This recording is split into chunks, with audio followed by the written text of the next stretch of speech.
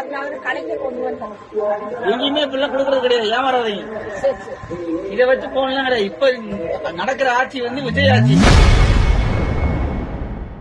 திமுகவினர் தேர்தல் நேரத்தில் 8000 ரூபாய் கூப்பனை கொடுத்து கடைகளில் கொடுத்தால் செல்போன் கிடைக்கும் என கூறியதாக பெண் ஒருவர் கூறி வெளியிட்டுள்ள வீடியோ இணையத்தில் வைரலாகி வருகிறது. இந்த கூப்பன் கொடுத்துருக்காங்க கட்சி ஆபீஸ்ல. இப்ப இதை வச்சு என்ன பண்ணணும்? எங்க கொடுக்க சொன்னாங்க? யார் சொன்னது? கொடுத்த ஆள் யாரு? கட்சிக்காரன்ட்டே போய் கேளுங்க.